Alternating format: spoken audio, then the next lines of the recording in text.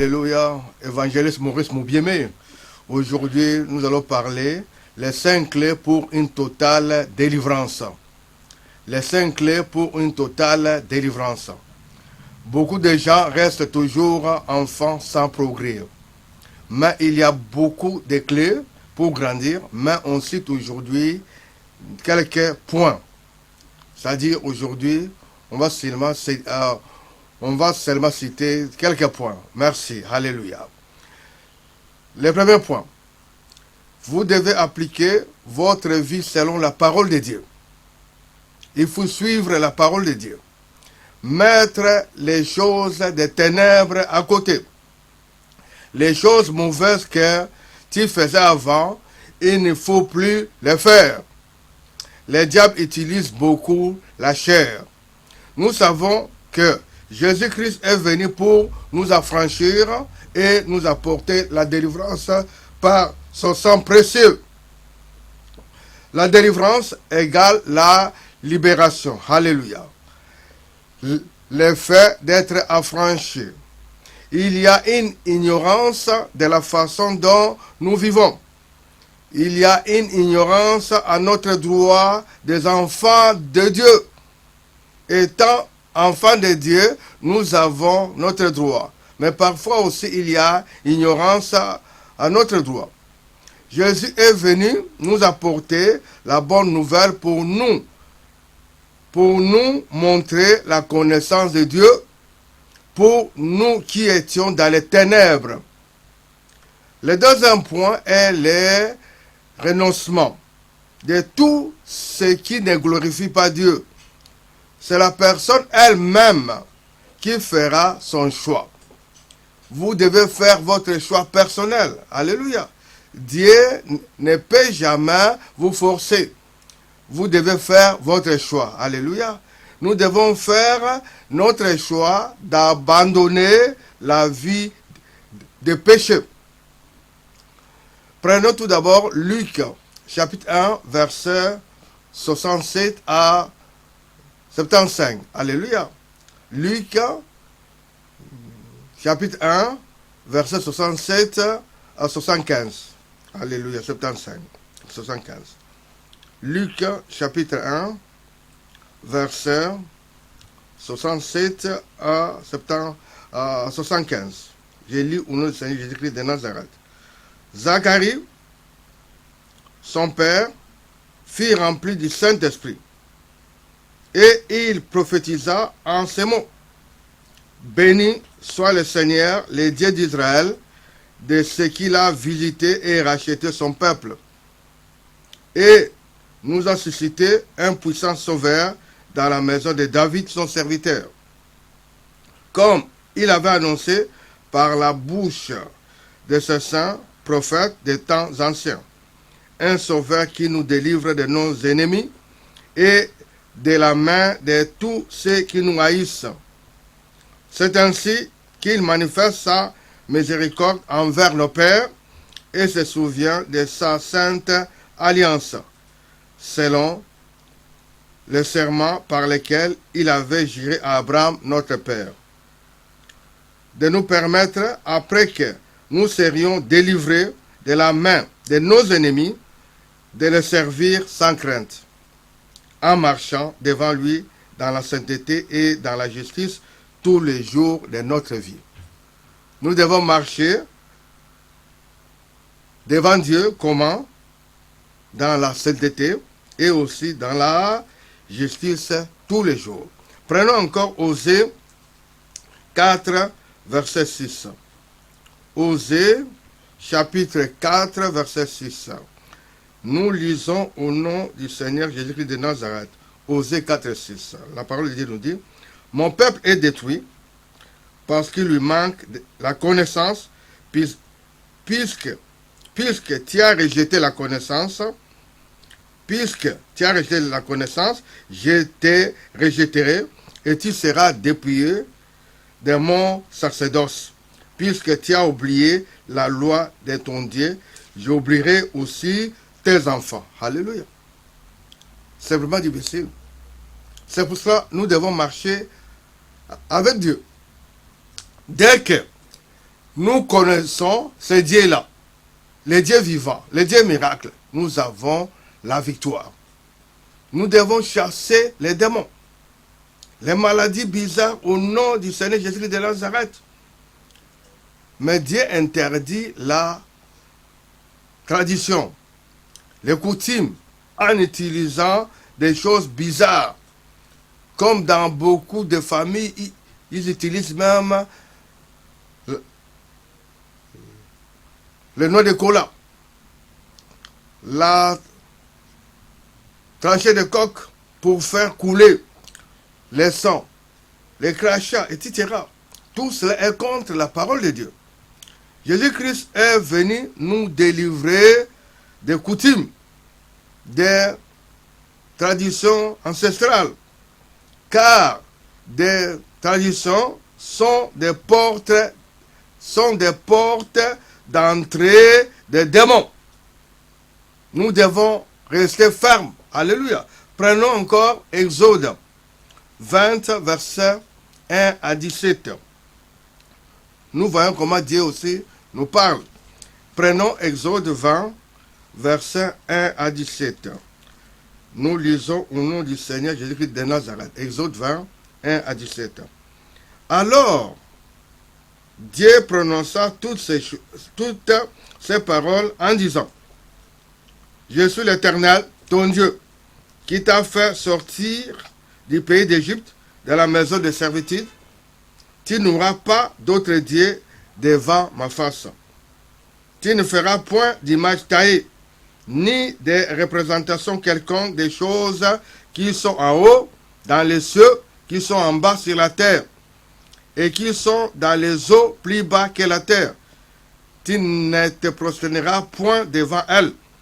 Tu ne les serviras point, car moi, l'Éternel ton Dieu, je suis un Dieu jaloux qui punit l'iniquité des pères sur les enfants jusqu'à la 3e et la 4e génération de ceux qui me haïssent, et qui fait miséricorde jusqu'à 1000 générations à ceux qui m'aiment et qui gardent mes commandements.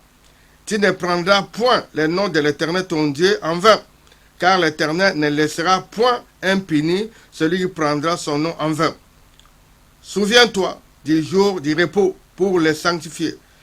Tu ne travailleras 6 jours et tu feras tout ton ouvrage, mais le 7e jour est le jour du repos de l'Éternel ton Dieu. Tu ne feras aucun ouvrage, ni toi, ni ton fils, ni ta fille, ni ton serviteur, ni ta servante, ni ton bétail, ni l'étranger qui est dans tes portes. Car en 6 jours, l'Éternel a fait les cieux, la terre et la mer, et tout ce qui y est contenu, et il s'est reposé le 7e jour. C'est pourquoi l'Éternel a béni les jours du repos et l'a sanctifié. Honore ton père et ta mère, afin que tes jours se prolongent dans les pays que l'Éternel, ton Dieu, te donne. Tu ne tueras point, tu ne commettras point d'adultère, tu ne déroberas point, tu ne porteras point de faux témoignages contre ton prochain, tu ne convoiteras point la maison de ton prochain, tu ne convoiteras point la femme de ton prochain, ni son serviteur, ni sa servante, ni son bœuf, ni son âne, ni aucune chose qui appartienne à ton prochain. Alléluia. Alléluia. Prenons encore, pour bien comprendre, Exode 34, versets 10 à 14. Exode chapitre 34, versets 10 à 14. Je lis au nom du Seigneur Jésus-Christ de Nazareth. Exode chapitre 34, versets 10 à 14. Je lis au nom du Seigneur Jésus de Nazareth. Alléluia. L'Éternel répondit: Voici, je traite une alliance, je ferai en présence de tout ton peuple des prodiges qui n'ont eu lieu dans aucun pays et chez aucune nation. Tout le peuple qui t'environne verra l'œuvre de l'Éternel. C'est par toi que j'accomplirai des choses terribles. prends garde à ce que je t'ordonne aujourd'hui. Voici, je chasserai devant toi les Amoréens, les Cananéens, les Ésiens, les Phérésiens, les Éviens et les Jébusiens. Garde-toi de faire alliance avec les habitants du pays où tu dois entrer, de peur qu'il ne soit un piège pour toi. Au contraire, vous renverserez leurs autels, vous briserez leurs statues et vous abattrez leurs idoles. Tu ne te prosterneras point devant un autre Dieu, car l'Éternel porte le nom des jaloux. Il est un Dieu jaloux. Alléluia. Notre Dieu, c'est un Dieu jaloux. Parce que il nous aime. C'est un Dieu bon. C'est pour cela. Il a donné tout cela pour nous. Nous devons marcher selon sa parole. Il faut méditer sa parole jour et nuit. Mais si les cœurs vous condamnent, il faut bien écouter. Parce que Dieu vous parle. Alléluia. Dieu nous parle tous les jours. Où? C'est-à-dire dans votre cœur.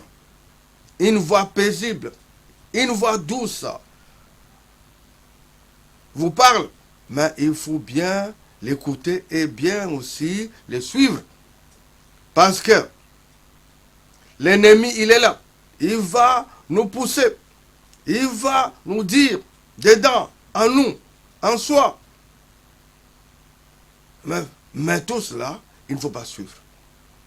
Notre Dieu, il est un Dieu bon. Il nous parle. C'est pour cela qu'il faut suivre la voie de votre cœur. Alléluia. Il faut pardonner aussi. Il faut confesser. Il y a les pardons pour être délivré. Pour être délivré. Vous devez reconnaître votre faute. Il faut vomir tout ce qui est mauvais. Être chrétien, notre coutume, c'est la parole de Dieu. Notre coutume, c'est la parole de Dieu. Dieu, il est là pour nous parler tous les jours. Il ne veut pas être esclave des hommes. Les hommes ont privé la place de Dieu. Pourquoi? C'est de l'idolâtrie. Il faut servir Dieu. Il faut marcher dans la crainte de Dieu. Il faut marcher dans la crainte de Dieu.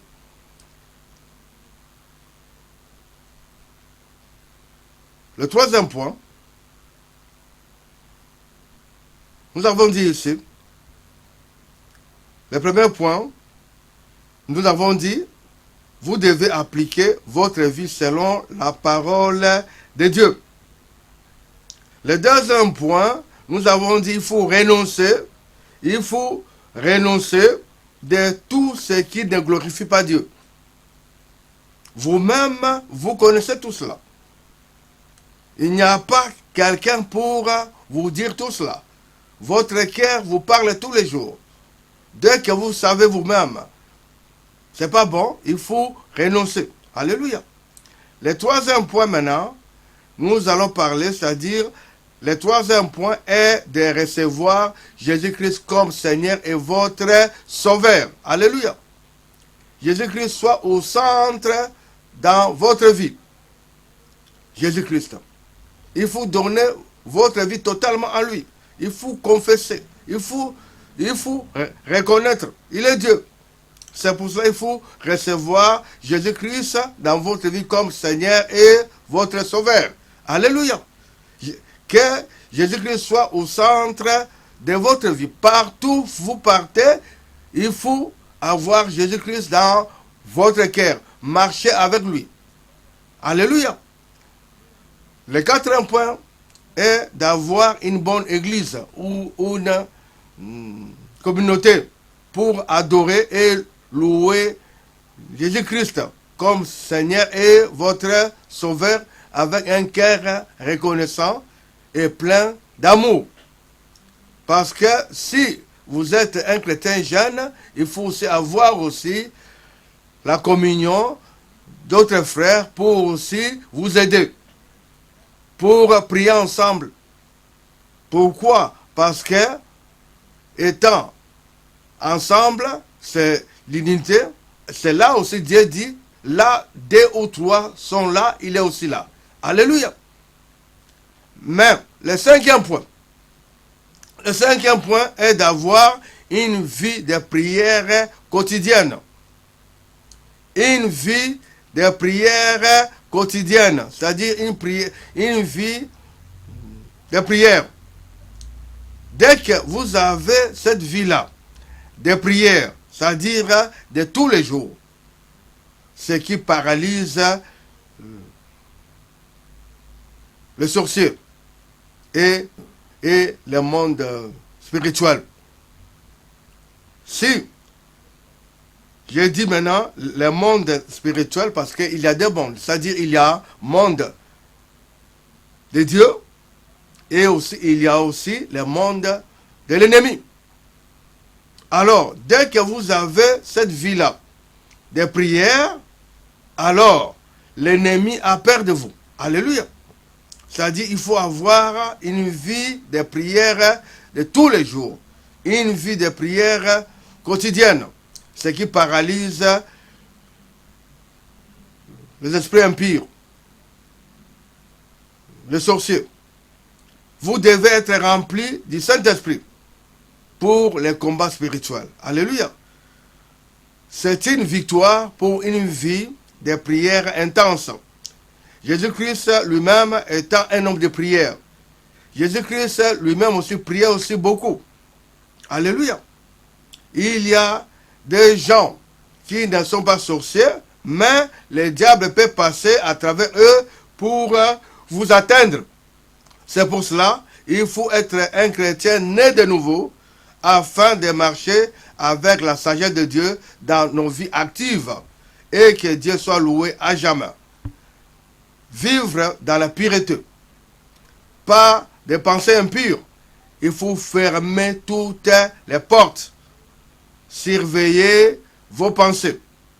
Contrôlez vos pensées. En suivant ces points, vous serez sur le chemin de votre totale délivrance.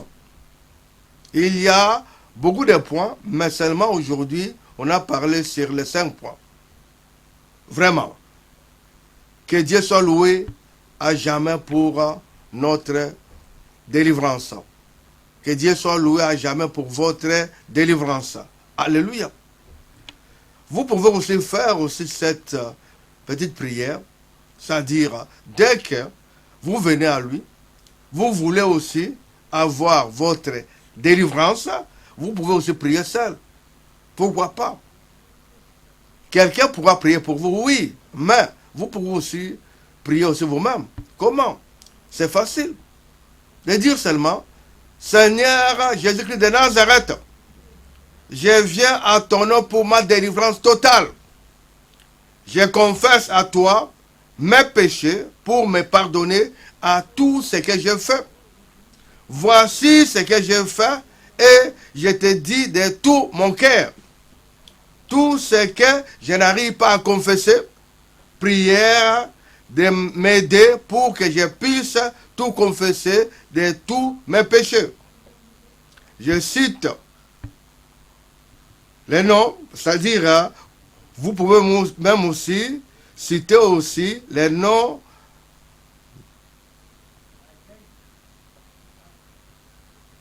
des gens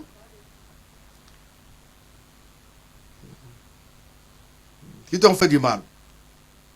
C'est-à-dire aussi, tu peux aussi prier pour eux.